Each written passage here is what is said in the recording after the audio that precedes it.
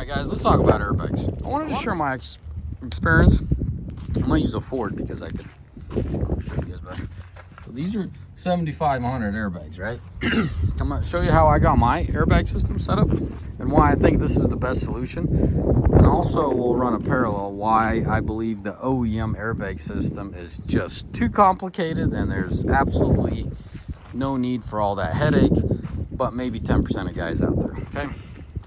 So maybe I could show you all the plumbing from back here. So if you look, right, this is a very basic system, just airbags, and it's brought up here Schrader valve, right, just like you inflate a tire, and that's all it is. There's no electronics, there's no leveling valves, there's nothing. 35 psi, you're good to go, and off you go. There's a catch. If you're like me and all you do is you tow with your rig, you add and subtract air into those airbags. I showed you that system, right?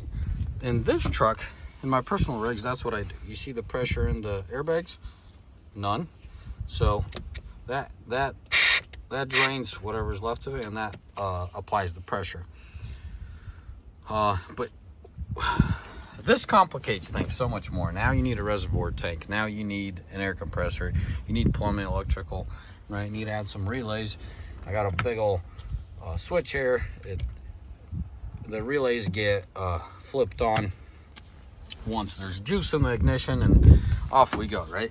This is what makes it really complicated, and most of you guys don't need it.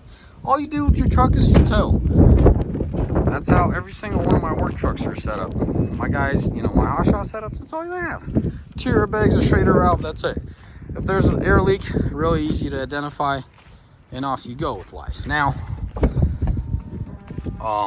the reason I didn't install that system that I just showed you into this truck, because I knew this was a temporary fix.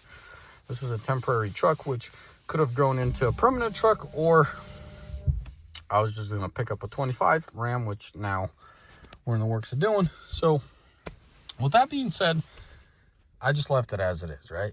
Right now, the truck has 35 psi, and I try not to just drive this truck around.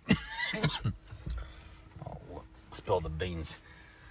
I was offered a good quote on this truck, and they wanted it by 35,000 miles. So, you know, the next owner could have it for 1,000 miles with bumper-to-bumper warranty. If there's any complaints, they could be addressed. So that's how that goes.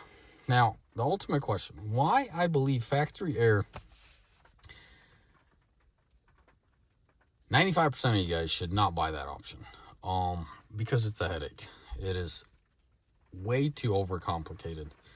It is, how do I explain this? It's way too over-engineered. I've had a few complaints, I've had few requests, and I just declined to ever work on it in the diesel shop, right? We don't mess with it. Hey, let me see what I can do for you. The leveling valve, stuff like that, but hey, I'm not going to charge you for this, and I don't want to work on it, but we'll we'll cover some basics, and if there's nothing there, we'll just send you off to the dealership.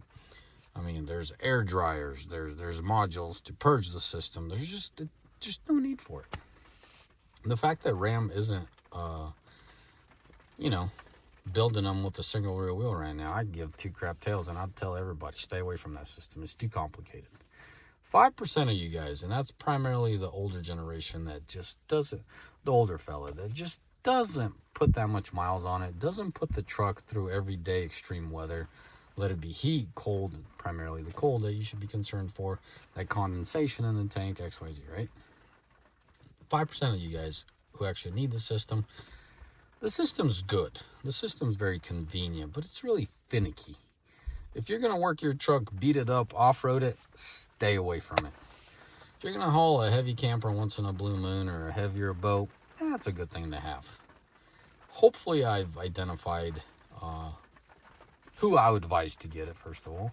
And second of all, save yourself headaches, because that's all integrated to your dash. Your dash starts lighting up when it's really cold outside. My 19 would always send me messages, you know, what does this say? Air system inactive.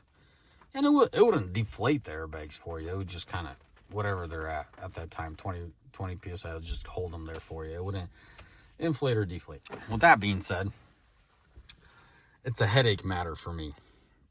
I've had them once, personally. I've never had them on my company rigs. I felt that's the way it's going to be, but I tested it for myself and I confirmed it. So the system that I have on right now, 2 airbags and a shader valve, I want to say one truck did 500,000 before I ever had any issues. And I want to say it was our fault for ever having an issue with the airbags, because the guy lost air and he just kept driving and kept chewing itself to death. Later on, I started buying the airbags that have bump stops inside. It's $30 more. Unless you neglect the system, it's not going to fail you. Where the OEM one just always kind of threw codes at me like, hey, this thing's overloaded. Hey, this thing's frozen. Hey, this thing is inoperable. It got annoying. Anyways, guys, I think that's the best way I could describe it. Put a system like that, put $1,000 into it, put it in, forget about it, and move on with life. If you have issues, it's very simple. It's just air leaking somewhere. You find it and you move on. That one's too advanced. Anyways, as always, may the good Lord bless y'all, and may all have a mighty fine day.